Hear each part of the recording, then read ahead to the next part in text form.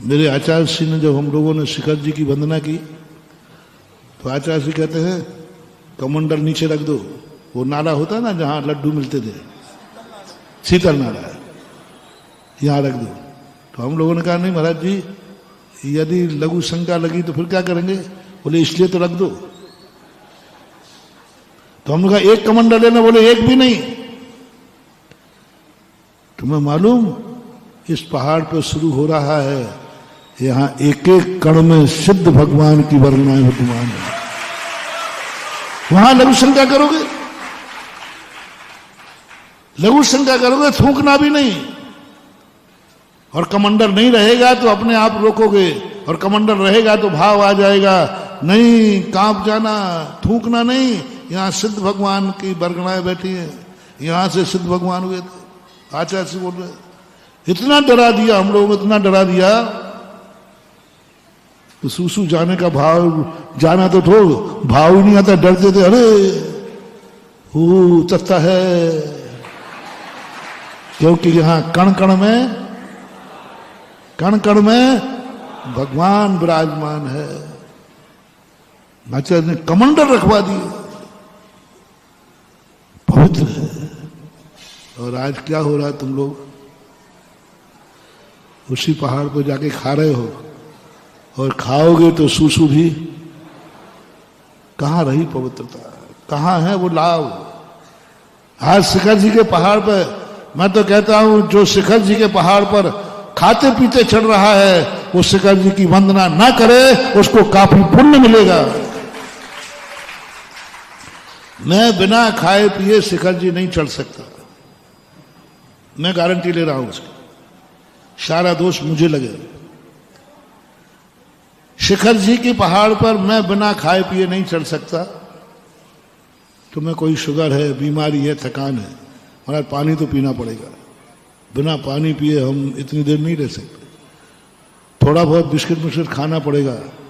मेरे सारे भारत के लिए निर्देश है, आप शिखर जी के नीचे पहाड़ पर ही नमस्तु कर लीजिए, गारंटी मेरी है, तुम्हें शिखर जी की वंदना से भी ज्यादा पुण्य लगेगा।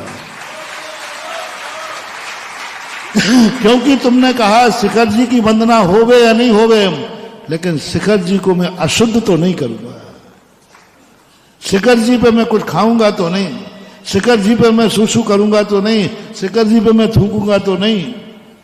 चाहे भली मेरी वंदना छूट जाए, छूट जाए। श्रीफल कभी भी सम्मेद शिखर के पहाड़ पर से मत खरीदना। यदि तुम पहाड़ पर से श्रीफल खरीदोगे, एक तो महंगा मिलेगा, दूसरा वहां दुकानें लगना चालू हो जाए।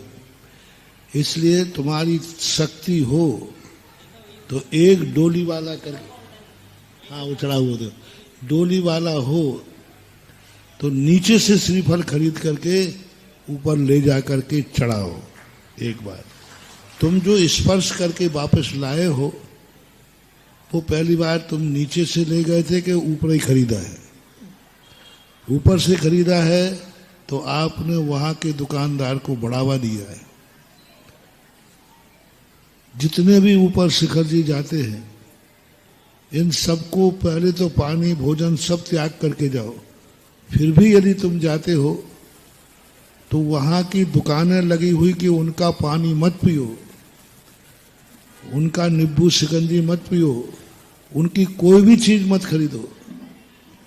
और नीचे मिले तो नीचे डबल रेट में खरीदो।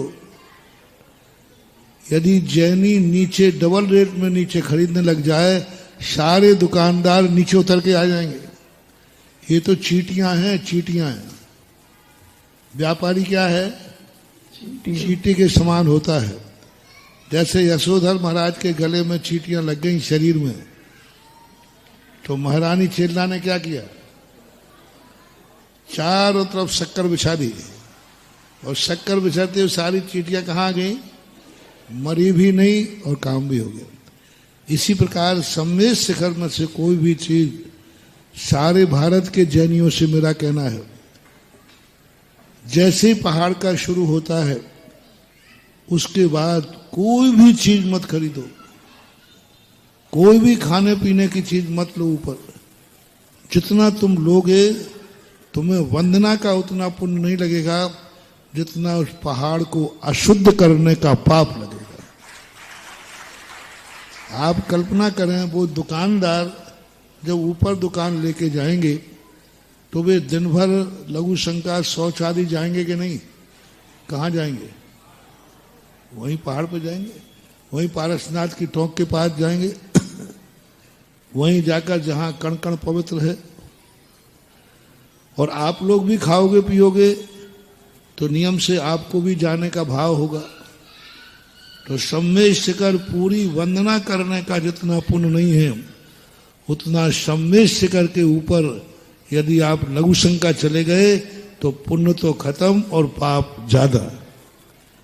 हमारे गुरु महाराज ने हम लोगों को यही उपदेश दिया था। ये तक कह दिया था जो व्यक्ति लघु शंका नहीं रोक सकता है उसे सम्मेद शिखर की वंदना नहीं करने में पुण्य है। लेकिन पहाड़ के ऊपर शीतल नाले के ऊपर कोई भी थूकने का भी मना कर दिया था, चाहे सर्दी हो चाहे जुकाम हो।